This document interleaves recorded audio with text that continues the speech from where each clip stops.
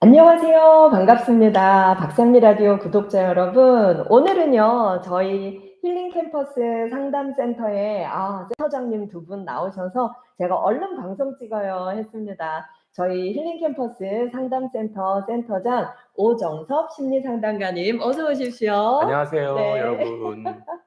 그리고 또 한 분이 계십니다. 저희 오늘 또 센터장님이신 최혜진 상담사님 모셨습니다. 반갑습니다. 반갑습니다. 네. 우리가 왜 오늘 남자의 마음을 남자 심리 상담사님께 정말 궁금한 거 다 물어보자. 네. 저희가 오늘 결심했는데요. 저희가 아무리 공부를 해도 남자의 심리, 여자도 남자의 심리가 어렵습니다. 네. 네. 자, 그래서 오늘은요, 저희가 첫 번째 궁금한 건 우울을 겪는 남성분들, 특히 요즘 40대 우울증 환자 급증. 그래서 이제 남자들 우울증을 우리가 우리 가족 내에서 또 가까운 사람이 우울증을 겪을 때 남자들에게 여자들은 어떻게 공감하고 대화해 주면 좀 더 도움이 되는지 그거 궁금하고요. 또 최혜진 상담사님은 또 뭐 궁금하세요? 저는 최근에 음. 이런 상담을 할 때 남성분들이 본인이 우울증에 어. 있는 것 같은데 어. 그래서 내 아내하고 자녀한테 소홀한 것 같다라고 죄책감을 되게 많이 느끼시더라고요. 네, 요새 너무 힘들어서 내 네. 가족에게 소홀한 것 같다. 네, 그래서 그런 죄책감이 몰려올 때 이런 거를 좀 어떻게 해결해 주면 좋을지 궁금했었어요. 맞아요. 네. 우울도 힘든데 죄책감까지 더해주면 너무 힘들잖아요. 저희가 첫 번째 궁금한 건 이겁니다. 네. 그럼 첫 번째, 네. 내 남편이, 내 연인이 또 이제 연세 있으신 분들은 내 아들이 우울증이 너무 심하다. 어떻게 도와줘야 되나? 이런 질문하시는 부모님들도 계세요. 남자의 우울증은 여자의 우울증과 어떻게 다릅니까?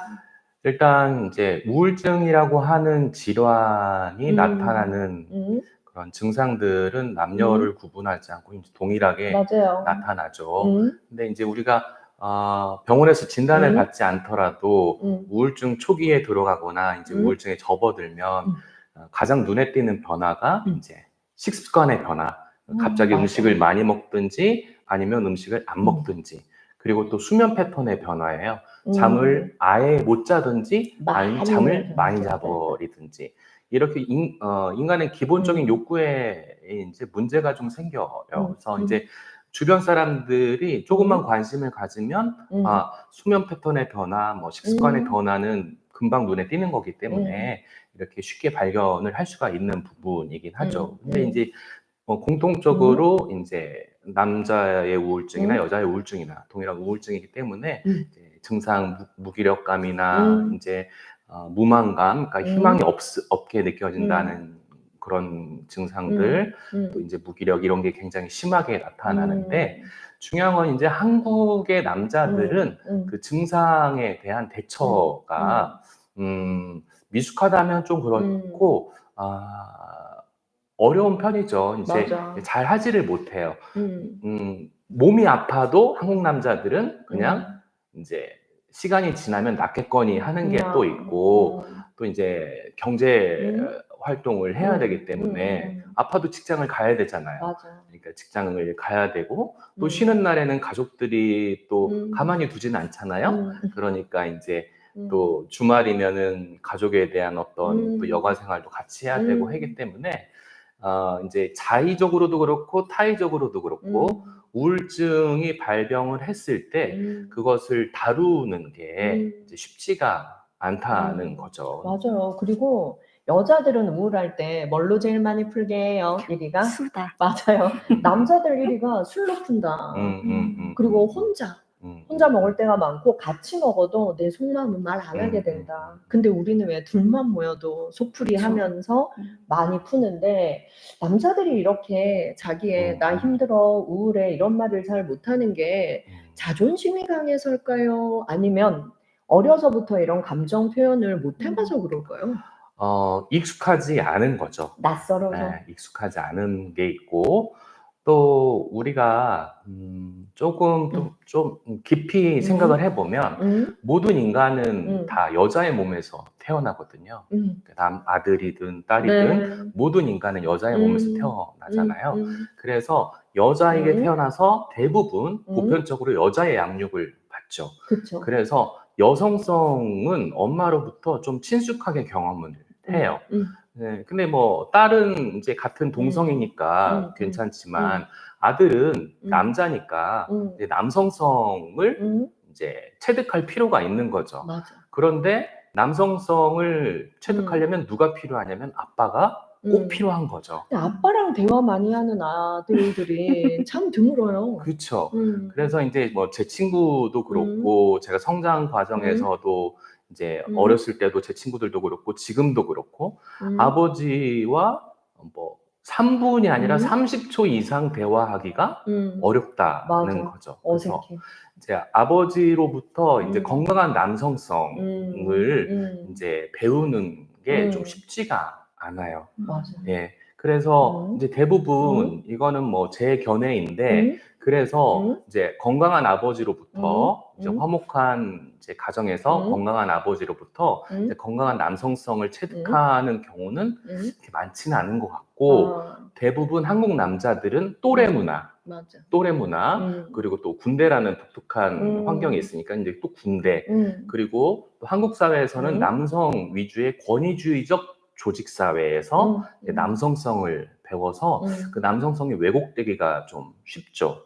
그래서 이제 그 부분에서 이제 뭐 여러 가지 왜곡되고 또 이제 부정적인 부분이 있을 수는 있는데 특히나 이제 남자들은 이렇게 뭐 가족들이나 사람들과 이렇게 친밀한 교제를 나누기보다 뭔가 계속적으로 능력을 보여줘야 하고 계속 성취를 해내야 되고 그래야지 인정받을 수 있을 거라고 생각하고 또 수평적인 교류가 이제 굉장히 어렵죠. 네. 그리고 내 감정을 솔직하게 말하는 게 내 약함을 들키는 거다. 이렇게 또 오해하고 있는 분들이 많은 것 같아요. 그렇죠. 이제 우리가 한국 사회의 이제 전반적인 분위기, 이제 남자를 대하는 분위기, 또 남자 사회에서는 나 우울증이야 이걸 말한다는 거, 난 공황 장애를 앓고 있어. 이제 회사에서 그런 걸 말한다는 거는 이제 직장에서나 또 이렇게 말한다는 거는 너무 어려운 일이죠. 그게 자기 핸디캡이 될 거라고 생각하고 스스로도 이제 자기 인정을 못하는 부분이 있어요. 그러니까 내가 우울증이라고 밝힐 수도 없고 또 어떤 한 측면에서는 다들 이 정도는 힘들지 않나 이런 생각도 있는 거죠. 그래서 그거를 이제 받아들이고 또 오픈하기는 이제 한국 사회에서 남자들이 굉장히 어렵다. 아, 남자 어렵다. 뭐 힘들면 좀 힘들다고, 나도 위로받고 싶다고 이렇게 말을 해주면 우리 여자들도 진짜 잘해줄 수 있는데 근데 내 남편이 이렇게 우울한지 정말 몰랐다. 아내들도. 그리고 애들도 그래요. 우리 아빠가 이렇게 힘든 줄 몰랐다.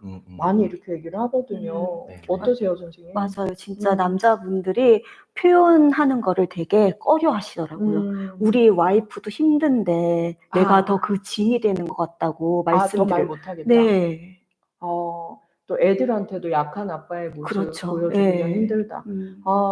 며칠 전에 그 상담 하셨잖아요. 네. 예, 그 36세? 네. 네, 그 남자 내담자분, 그분께 어떻게 조언해 주셨어요? 그분이 여러 가지를 저한테 뭐 물어보셨는데 물어봤어요? 그 중에 한 가지가 기억에 남는 게 이거였어요. 자기가 너무 못하는 것 같고 가정에서 네, 너무 부족하다. 예, 그래서 우울증 약을 사실은 먹고 있었다가 얼마 전에 끊었대요. 그냥 스스로 다냐? 네네. 그거 절대 안 되는 네. 거예요. 그래서 이렇게 나약한 나를 어떻게 해야지 정상적으로 되돌릴 수 있을까요? 그 방법이 뭔가요? 라고 물어보셨어요. 정상 비정상이 뭔데? 그리고 아픈 건 나약한 게 아닌데. 그래서 어떻게 조언해 주셨어요? 일단은 제가 그래서 그분께 먼저 이걸 여쭤봤어요. 혹시 나만의 스트레스 푸는 방법이 있으세요? 취미가 있으신가요? 힘들 때 어떤 즐거운 것들을 해보려고 하세요? 라고 물어봤는데 모르시죠? 하나도 없다라는 거예요. 네, 네. 남자들 너무 불쌍해요. 오로지 직장 그리고 집 이렇게만 왔다 갔다 하시고 가끔 그냥 그 친한 사람하고 술 먹는다. 좀 그걸 발견하는 걸 같이 좀 해보셨어요? 예, 그런데 아직은 좀 그런 것들을 내가 그렇게 해도 되나? 라는 이런 해도 감정도 되나까지. 있으시고. 예. 보통 여자들은 상담하면요, 선생님. 아, 그래도 저 옛날에 이거 해보고 싶었고요. 그러면 이런 거 한번 해볼까요? 이렇게 되는데, 이거 너무 슬픈 말이다. 제가 그렇게 해도 될까요? 지금 제가 아내와 아이들도 못 돌보는데 취미생활 해도 될까요? 거기서도 죄책감을 네. 느꼈다. 어떠세요? 네, 이제 같은 남자로서 또 그렇지만 정말 뭐 마음이 아프고 좀 속상한 얘기죠. 이제 그게 이제 가까운 사람, 우리 아버지, 남편, 뭐 형제 얘기라면 더 그렇게 느껴질 텐데요. 일단은 이제 남자분들이 이제 좀 생각해 봤으면 좋겠는 게 이제 내가 이렇게 무력한 모습, 우울증으로 힘들어하는 모습을 보여주고 또 보여줘도 될까 이런 게 다른 사람들에게 너무 민폐가 아닐까 이런 생각을 하시잖아요. 맞아. 이제 자기 자신도 스스로도 그렇게 생각을 하고 남들도 그렇게 생각한다고 자기가 느끼고 또 그렇죠. 이제 남자들은 다른 사람의 도움을 받는다는 거가 이제 익숙하지가 또 않기 때문에 그런데 이 우울증이라고 하는 거는 우울증에 이제 여러 가지 비유적 표현들이 많죠. 뭐 흔히들 마음의 감기라고 표현하는데 네. 마음의 감기라는 표현은 저는 적절하지는 않다고 봐요. 그러니까 마음의 감기라는 거는 누구나 걸릴 수 있기 때문에 이제 마음의 감기라고 표현한다고 보는데 사실 그렇게 감기처럼 만만한 질환이 아니거든요. 맞아. 엄연한 질환, 병이거든요. 그리고 또 저는 이제 그 우울증을 이렇게 표현을 하는데 마음의 뼈가 골절된 거다, 맞아. 부러진 거다, 맞아. 이렇게 말을 하거든요. 그러면 우리가 이제 팔이 만약에 부러졌다고 쳐봐요. 정형외과 가야죠. 네. 기부스 해야죠. 기부스 해야 돼요. 그리고 다리가 부러지면 이제 기부스를 하고 뭐죠? 재활치료도 재활치료도 해야 해야 되고 이제 뭐 휠체어를 타야 되면 또 타야 되고 하는 거죠. 그러니까 이제 뼈가 붙으려면은 시간도 필요하고 필요해요. 그 다음에 이제 외적인 물리적인 도움이 당연히 필요하죠. 신체의 이제 골절을 회복하는데도 마음의 골절, 우울증도 마찬가지예요. 혼자 힘으로 이겨내기 어려운 질환입니다. 맞아요. 도움을 반드시 받으셔야 돼요. 이게 이제 전문적인 정신건강의학과의 약 처방과 전문 상담사의 상담이라는 전문적인 도움도 필요하고 함께하는 가족들의 도움도 반드시 필요한 질환입니다. 여자 가족들의 도움이 제일 필요하다고 봐요. 왜냐면 우리 상담센터에서도요, 보면 그 내담자 90%가 여자예요. 그쵸. 네. 청소년도 여자 청소년이 90%예요. 근데 남자분들은 진짜 죽기 일보 직전이 돼야 오세요. 죽기 일보 직전. 맞아요. 네. 근데 가족들은 모르고 골마 터져 있고.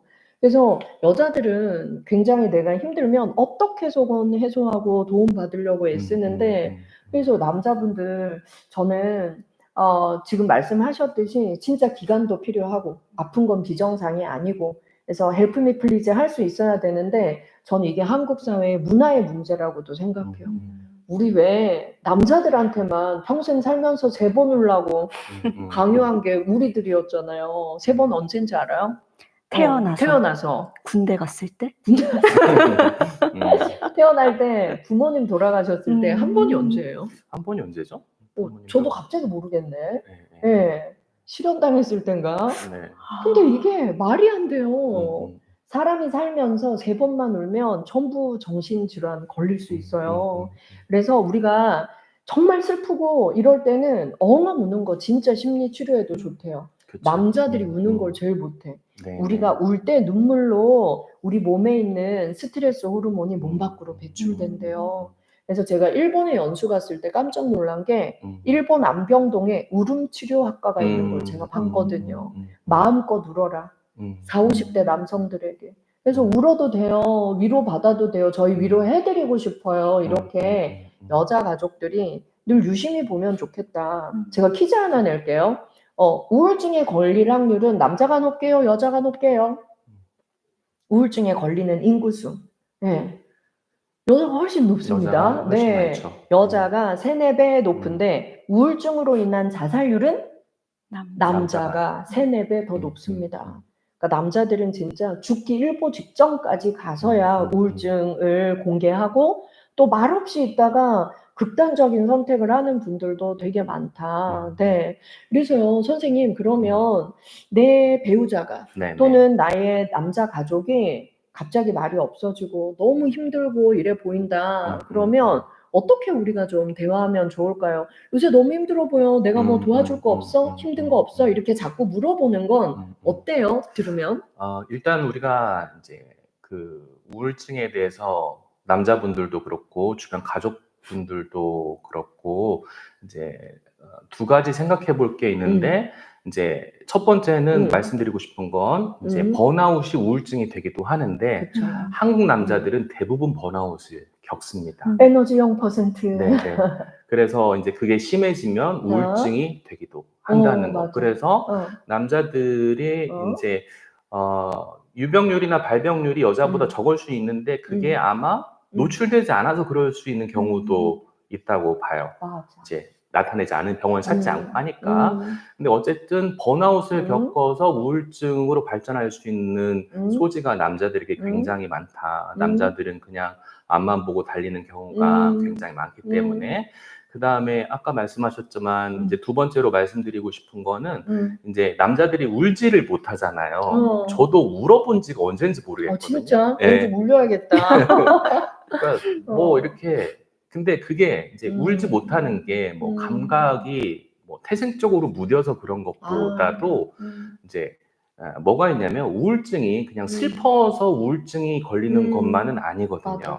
슬퍼서 우울증이 걸리는 것만이 아니라 슬픔을 표현하지 못하기 못해서. 때문에 우울증에 걸리는 거거든요. 그러니까 슬픔을 표현하지 못한다는 거, 충분히 울지 못한다는 거, 자기 감정을 충분히 표현함으로써 해소하지 못하는 때 이제 우울증에 걸려서 그렇게 되면은 이제 우울한 무감각 상태가 되는 거예요. 그래서 이제 굉장히 우울하면서도 이제 침체되면서도 이제 자신의 감각, 자신의 정서를 인지하지 못하는 수준이 되는 거예요. 그러니까 정말 무감각해요. 감정도 못 느끼고 뭐 감동도 없고 재미도 못 느끼고 이런 상태가 되는 거죠. 그러니까 남편이 그냥 피곤하고 힘들고 원래 성격이 좀 무딘 사람이다 이렇게만 생각하지 마시고 아까 말씀드렸던 이제 식습관의 변화나 수면 패턴의 변화가 있고 정말 이 사람이 왜 이렇게 자기 일에도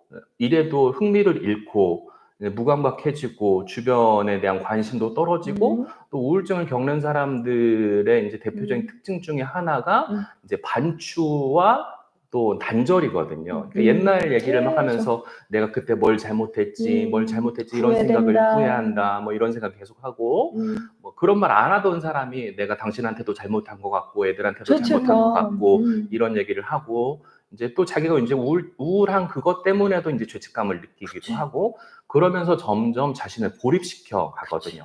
관계가 단절되어 가요. 그러니까 그게 이제 우울증을 더 심화시키고 우울증이 이제 대표적인 증상이기도 하죠. 그러니까 그런 게 관찰이 된다고 하면은 이게 뭐 정상 비정상 우리 남편이 이상해가 아니고 아프다는 거를 생각하셔야 돼요. 우리 남편이 아프구나. 당신 평소 안 하던 거를 해? 당신 뭐 왜 그래? 그냥 가서 골프라도 치든지 아니면 나가서 뭐 산책이라도 하든지 등산이라도 하든지 친구들도 만나 이렇게 말할 게 아니고 지금 아프구나. 제일 많이 하는 말이 갱년기야 벌써. 이게 더 상처가 된대요. 네.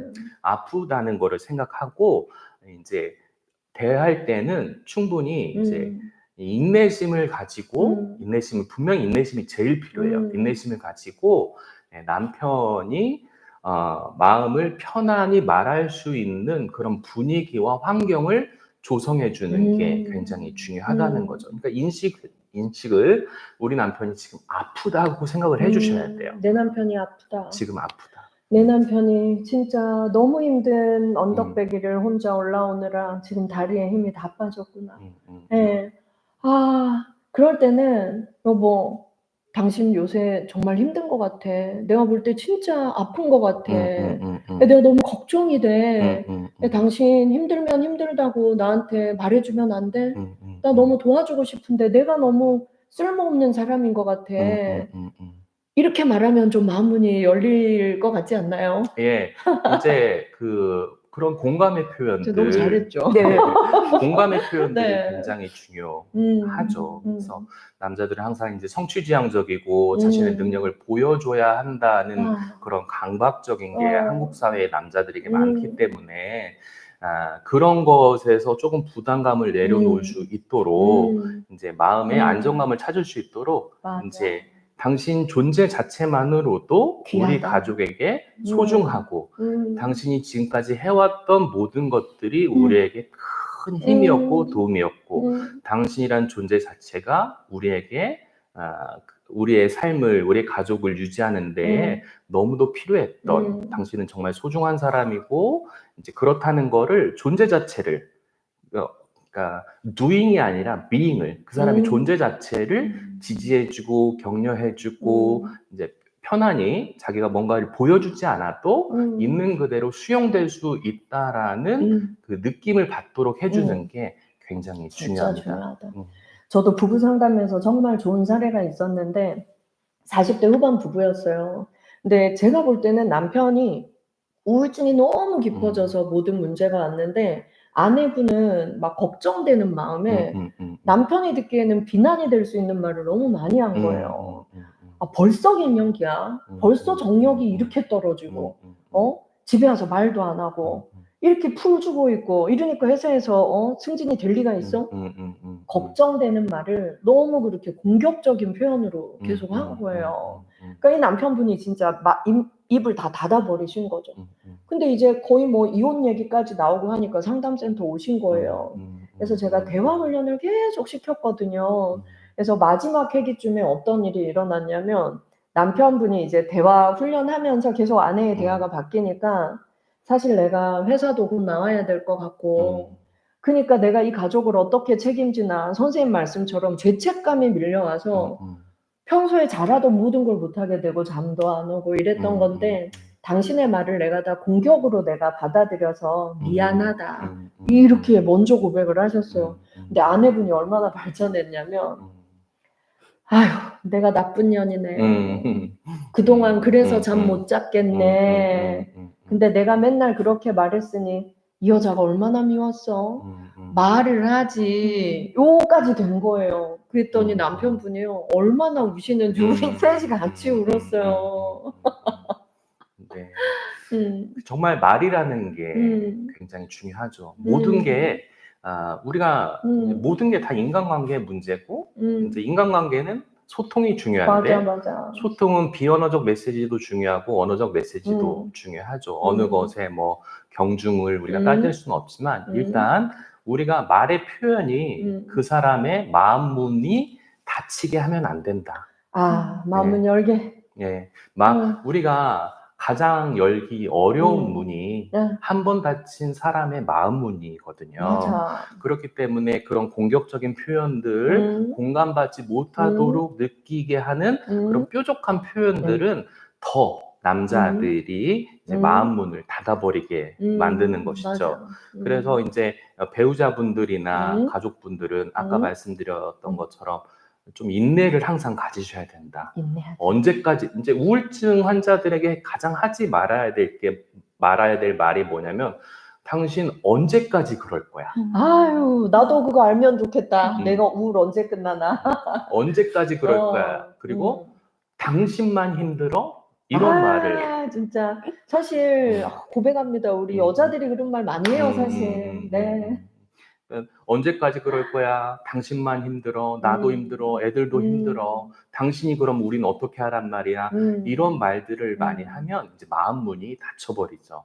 그래서 이제 표현되지 않으면 이게 해소되지 않으면 맞아. 우울증은 심해질 수밖에 없는데 닫혀버리면 이제 상대방도 못 들어오지만 자기도 못 나가는 거거든요. 감금. 나 스스로 나를 그렇죠. 감금. 그러니까 이제 우울증이 더 심해질 수밖에 없어요. 그러니까 비언어적인 메시지, 따뜻한 미소나 이제 좀 스킨십 안아주는 것이나 손잡아주는 것이나 이런 것도 굉장히 중요하고 그 다음에 이제 언어적으로도 충분히 격려해주고 지지해주고 이제 우울증에 걸리면은 지금까지 자기가 했던 모든 수고가 헛수고인 것처럼 느껴지는 경우가 대다수거든요.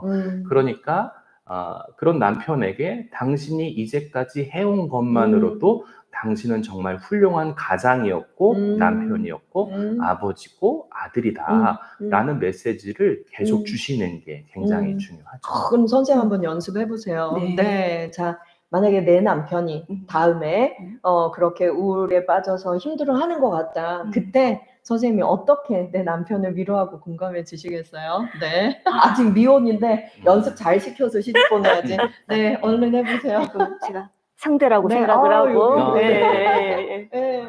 괜찮아, 그럴 수도 있지. 그런데 나는 이거 하나만은 기억해 줬으면 좋겠어. 당신은 나에게 이미 충분히 멋지고 완전한 사람이야. 그러니까 너무 힘들면 지금은 나한테 기대도 돼. 기대도 돼. 네, 기대도 돼. 내가 다 받아줄게. 그렇게 얘기해 줘. 위로가 너무 되네요. 오, 잘했어요. 네, 오, 네. 합격한 네, 걸로. 오, 이런 아내 만나면 얼마나 좋을까요? 네. 자, 이런 아내 만나고 싶으시다면 010-4099 9623 저희 상담센터로 또 연락 주시면 또 많은 우울한 남성분들 저희가 또 잘 들어드리겠습니다. 오늘 우리 오정섭 상담사님 통해서 남자의 마음, 남자의 우울증 우리가 어떻게 여자들이 좀 더 공감하고 도와줄 수 있을까요? 라는 주제로 했는데요. 굉장히 또 도움됐어요. 네. 그리고 우리 오정섭 상담사님, 책이 여기 또 있습니다. 아이고. 오, 네. 나에게도 지워지지 않는 상처가 있다. 네. 우리 모두에게 상처가 있고, 이 상처 때문에 우리가 또 우울할 때 있죠. 또, 네, 많은 남성분들께 또 많이 공감이 되는 책이 아닐까 싶습니다. 오정섭 상담사님, 네, 다음에도 이런 남자의 마음 저희에게 또 알려주세요. 네, 이제 감사합니다. 그리고 영화를 하나 추천해 드릴게요. 좋아요. 일본 영화인데 남편이 우울증에 걸렸습니다. 라는 영화예요. 그래서 그게 이제 남편이 우울증에 걸려서 이제 생활이 이제 경제 활동을 못 하게 되고 아내가 이제 만화 작가인데 이제 아내가 또 경제적인 부담을 지면서 거기서 벌어지는 일들 또 남편이 아내가 남편의 우울증을 이해하고 또 같이 살아내는 방법 주변 사람들이 이제 어떻게 긍정적인 영향을 줄 수 있고 어떤 건 부정적인 영향을 주는지도 영화에 잘 나와 있어요. 근데 거기서 제가 남는 이제 대사를 뭐 자꾸 그대로는 기억할 수는 없지만 제가 하나 설명을 드리면 이제 아내의 어머니가 친정 어머니가 사위를 걱정해서 딸의 집을 방문해서 대화를 나누는 장면이 있는데 그때 아내가 그런 말을 해요. 나는 왜 우리 남편이 우울증에 걸렸을까에 관심이 있는 게 아니라 이 우울증이 우리 가족에 찾아왔는데 이 의미가 무엇일까를 생각하고 있다라고 말을 하거든요.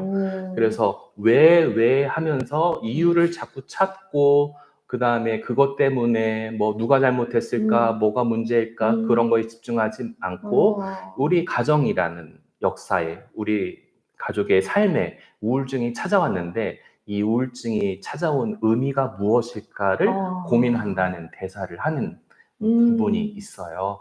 그 부분이 저한테는 조금 울림을 주더라고요. 그래서 우리 삶에 벌어지는 모든 일은 우리가 뭐 긍정적으로 보이든 부정적으로 보이든 모든 것은 우리의 삶에 의미가 있다라고 하는 것이죠. 그래서 우울증이라는 것도 물론 힘든 것이지만 주위 가족분들이 우리 가족의 역사에 우리 삶에 의미를 더해주려고 찾아온 선물과도 같다라고 생각해보고 그것을 통해서 전화위복이라는 말도 있듯이 가족이 더 끈끈해지고 가족이 더 건강해지고 하는 그런 계기가 충분히 될 수도 있다라는 말을 마무리하면서 드리고 싶습니다. 맞아요. 박범신 소설가의 소설 소금이 떠오르는데요. 그 소금이라는 소설에 보면 아버지가 평생 염전해서 가족들을 위해서 죽어라 노동을 하세요. 그리고 어느 날 쓰러졌어요. 근데 그때서야 가족들이 아비라는 존재에 대해서 생각하는 거예요. 우리는 평생을 아버지의 등에 빨대를 꽂고 소금물을 다 빨아먹었고요. 우리는 평생 아비라는 사람의 등에 빨대를 꽂고 그의 모든 걸 빨아먹으면서 우린 몰랐구나. 근데 그가 쓰러진 뒤에야 우리가 이걸 깨달았구나. 제가 그거를 30대 중반에 아버지 돌아가시고 한 13년이 지나고 나서 읽었는데 너무 진짜 펑펑 울었어요. 저는 아버지 돌아가시고 13년 지나고서 깨달은 거죠. 아, 우리 아버지는 이렇게 무거운 소금찜을 평생 지고 살았는데 몰랐구나. 그래요. 오정섭 선생님 말씀처럼 아버지가 우울증으로 쓰러졌을 때, 한 집안의 가장이 우울증으로 넘어졌을 때 내 남편의 소중함, 내 아버지의 소중함 더 깨닫고 가정이 회복되는 계기가 될 수도 있지 않을까라는 생각이 드네요. 오늘 뭘 느끼셨습니까? 예, 저는 오늘 어쨌든 저도 여성이다 보니까 네. 여성의 입장에서 그동안 많이 생각을 했었던 것 같아요. 예. 그런데 이렇게 남성의 입장은 어떻고 그때 어떤 게 힘들었고 어떤 말이 도움이 된다라는 거를 좀 더 명확하게 알게 돼서 이것들을 제 가족한테도 그리고 제 주변 사람들 그리고 저에게 오시는 내담자분들에게 남성 내담자분들에게 많은 도움이 될 것 같습니다. 네, 오늘 잘 배웠습니다. 우리 방송 보신 분들도요, 내 주변에 내 남자 가족들 또 친한 남자 지인들 혹시 우울하진 않은지 내가 좀 들어줄까? 그리고 내가 좀 도와줄 거 없어? 이렇게 마음 문을 여는 연습해 보시기 바랍니다. 두 분 오늘 감사합니다. 감사합니다. 네.